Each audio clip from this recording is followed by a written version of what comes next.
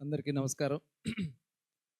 విశాఖ ఉత్సవ్, అనకాపల్లి ఉత్సవ్, అరకు ఉత్సవ్, ఈ 3 ఉత్సవాలు కలిపి ఈ నెల 24వ తారీఖు నుంచి 1వ తారీఖు వరకు చాలా అద్భుతంగా డిజైన్ చేశారు.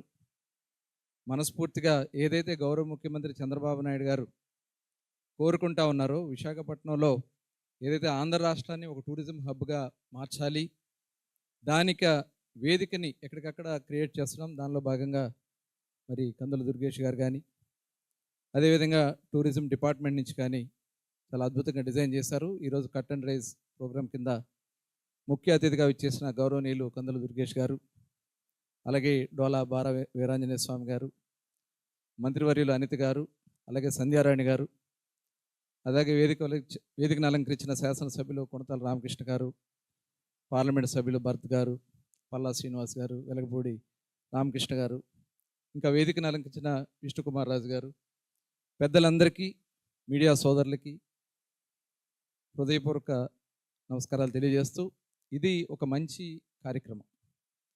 ఎందుకంటే మనందరికీ తెలుసు, విశాఖపట్నంలో గతంలో కూడా బీచ్ ఫెస్టివల్ జరిగేది. కానీ 5 సంవత్సరాలు ఒక విశాఖపట్నమే కాదు, ఆంధ్ర రాష్ట్రం మొత్తం కూడా చీకటి రోజులు గడిచాయి, ముఖ్యంగా టూరిజంలో.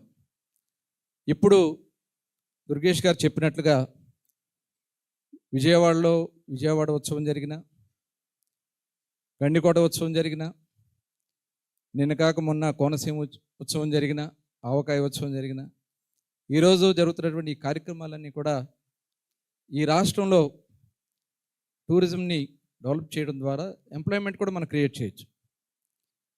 అలాగే జీడిపి కూడా మనం పెంచుకోవడానికి అవకాశాలు ఉన్నాయి. ఎందుకంటే విశాఖపట్నం ఏ కార్యక్రమం చేసినా సక్సెస్ అవుతుంది. గౌరవ ప్రధానమంత్రి నరేంద్ర మోడీ గారు యోగా ప్రోగ్రామ్ని చేస్తే గిన్నిస్ బుక్ ఆఫ్ వరల్డ్ రికార్డ్ని సాధించినటువంటి ఘనత విశాఖపట్నం వాసులకి దక్కుతుంది. మరి రేపు రాబోయే ఈ విశాఖ ఉత్సవం కానీ, అరకు ఉత్సవం కానీ, అనకాపల్లి ఉత్సవం కానీ అద్భుత విజయం సాధిస్తుంది. ఇది ఒక బిగ్గెస్ట్ బీచ్ ఫెస్టివల్ అవుతుంది. సీ టు స్కై డెఫినెట్గా ఇది గ్రాండ్ సక్సెస్ అవుతుంది. ప్రతి ఒక్కరు కూడా మన కల్చర్, మన తెలుగు కల్చర్ ఉట్టిపడేలాగా మనం చేసినటువంటి ఏటికొప్పాక, కొండపల్లి ఇవన్నీ కూడా రేపు ఉత్సవంలో భాగస్వాములు కాబోతా ఉన్నాయి. కలంకారీ దగ్గర నుంచి అన్నీ కూడా మరి అందరూ కూడా వచ్చి దీన్ని విజయవంతం చేయాలని మనస్ఫూర్తిగా కోరుకుంటూ అందరికీ నమస్కారాలు, ధన్యవాదాలు. Thank you, sir. Thank you so much. And now I request Honorable Minister for Women and Child Welfare, Gummadi Sandhya Rani గారిని మాట్లాడాల్సిందిగా కోరుకుంటున్నాము. సంధ్యారాణి గారు, I request please.